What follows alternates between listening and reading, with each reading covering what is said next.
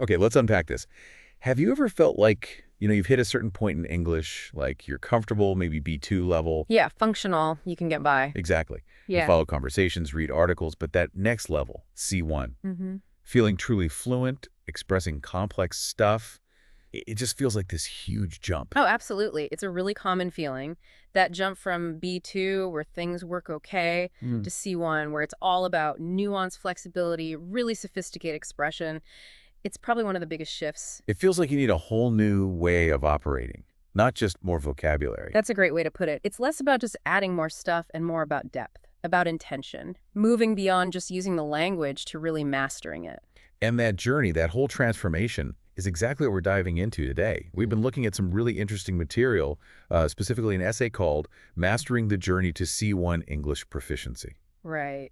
And it doesn't just describe C1, it really gets into the how. The strategies, the mindset shifts you need, the practical steps for speaking, writing, vocab, Yeah. the whole package. So our mission here is to break that down for you. Take the key ideas from this essay and make that path to C1 feel, well, less like a sheer cliff and more like something you can actually navigate. Yeah, pull out the actionable stuff, help you figure out how to refine those skills, how to really start owning English at that advanced level, moving from just being understood to expressing yourself authentically. Couldn't agree more. And the essay kicks off with a really critical point. The foundation for C1 isn't just what you produce, but how you take language in. It talked about refining your input, intentional immersion. This is a huge mental shift. At B2, you're often just listening or reading for the gist, right? Does it think at the main point? Yeah, basically, did I understand? But for C1, the essay argues you need to become more analytical. You're not just asking what was said, but why. Why this word? Why this structure? How does the argument hang together? What's the tone? Ah, okay.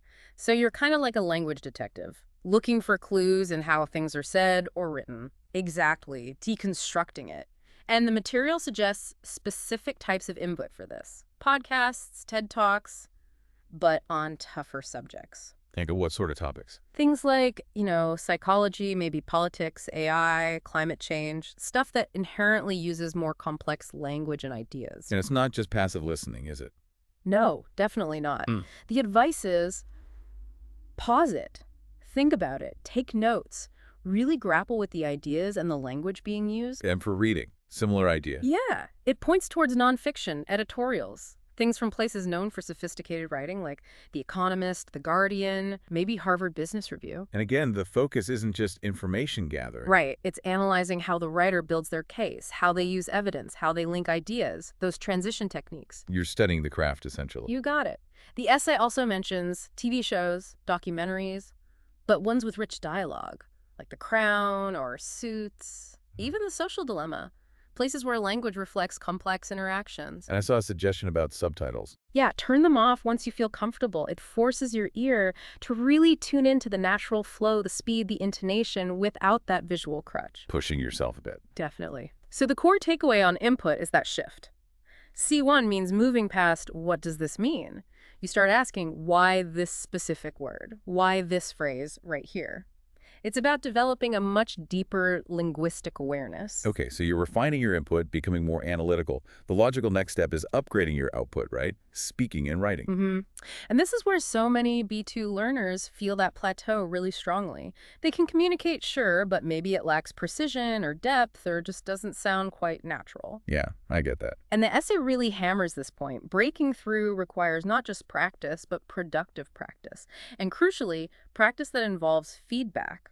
Okay, let's zero in on speaking first. Speaking clubs, debate groups, that kind of thing. Yes, those provide a structured environment, dedicated time, and a reason to push your spoken English beyond just casual chat. And within that practice, what should you focus on? Well, the material highlights using more advanced connectors. These are the words and phrases that signal complex relationships between ideas. Like showing contrast or cause and effect. Exactly. Or assumptions, hypothetical situations, things beyond the basic connectors. The essay gives examples like nonetheless instead of just but. Okay. Or using granted that to concede a point before making your main argument. Phrases like as opposed to for clear contrast, provided that for conditions.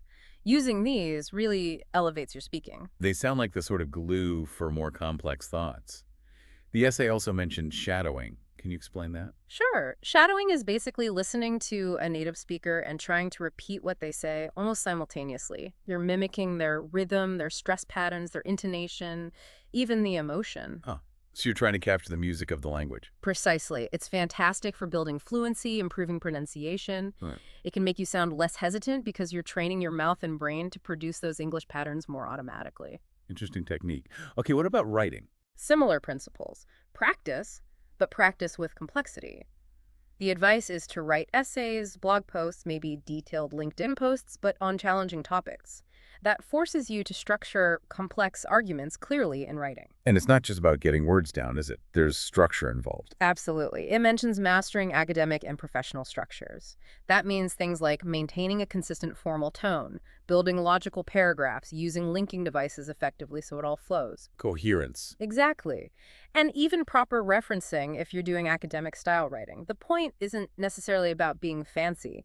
C1 writing is about clarity, persuasion, and solid structure. Building a strong framework for your ideas. Yeah. And feedback is just as crucial for writing. Non-negotiable.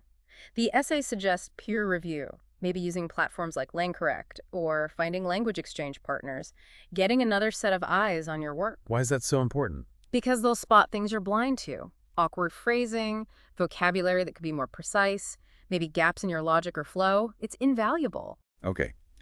There's a great insight mentioned here about writing. Oh yeah, which one? That C1 writing isn't necessarily about writing more, but writing more clearly, more persuasively, more coherently. That's spot on. It's about the impact your writing has, not just the word count. So we've got intentional input, productive output, Yeah. but both seem to rely heavily on this third element. The material highlights feedback loops, learning deliberately. This is really the engine of progress, according to the essay. Just practicing isn't enough to get to C1. It has to be deliberate practice, targeted, and most importantly, consistently corrected. Because otherwise you might just be practicing mistakes. Exactly right. You risk reinforcing bad habits or errors without that feedback loop. And the essay mentions specific ways to get feedback. Tools first. Yeah, things like Grammarly, even ChatGPT now, language tool, they can give you a good first pass on grammar, style, word choice suggestions. Useful, but maybe not the whole picture. Right. You still need to understand why the suggestion is being made. That's where seeking out a mentor or a coach comes in, someone who can give you personalized, structured feedback, especially on speaking, and identify your specific challenges.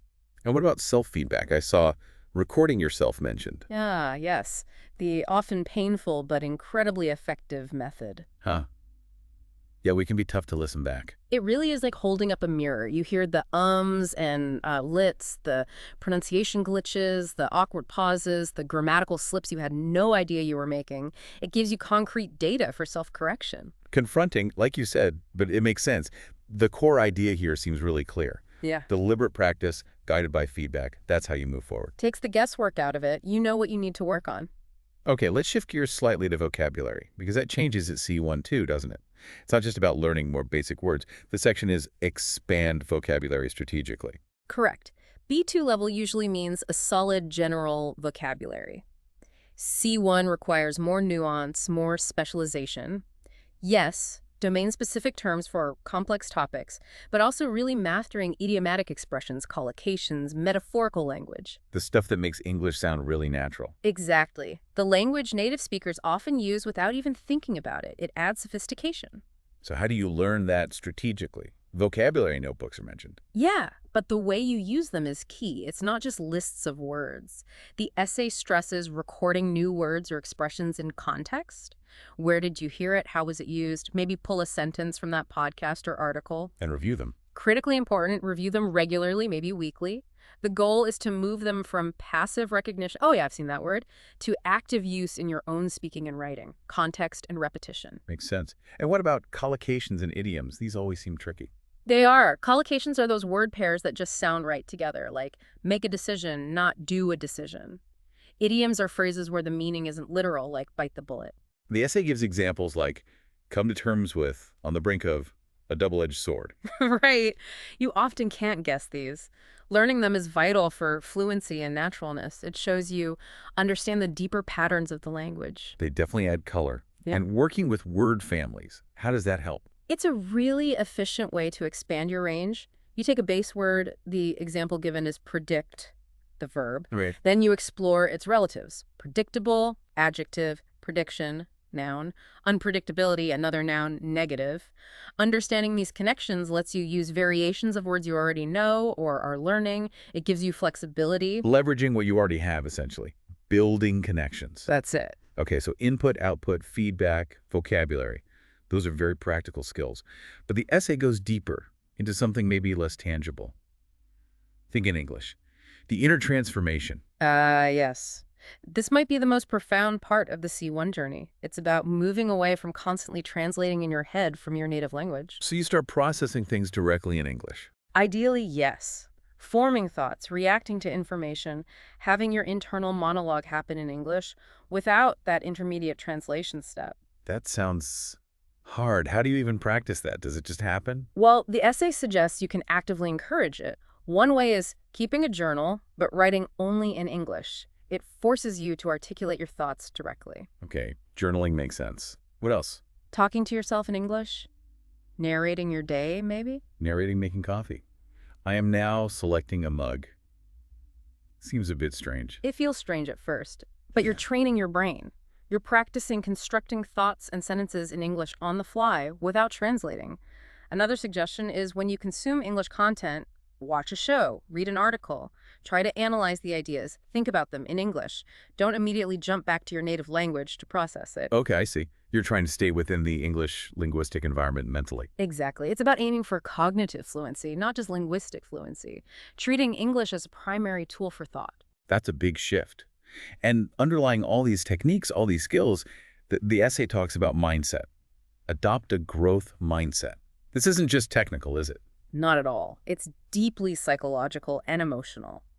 C1 requires real patience, resilience, the right attitude towards the whole process. And a key part of that is embracing mistakes. Absolutely non-negotiable for C1. Mistakes aren't failures, they're data.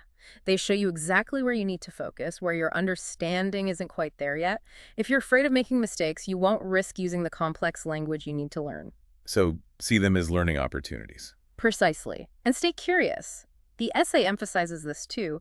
Don't just learn the grammar rules. Explore the culture behind the language, the history of words, why idioms mean what they mean, the humor. That makes it more engaging, I guess. Much more. It connects you to the language on a deeper level. It helps you understand the why behind the what. In tracking progress, why is that important? For motivation.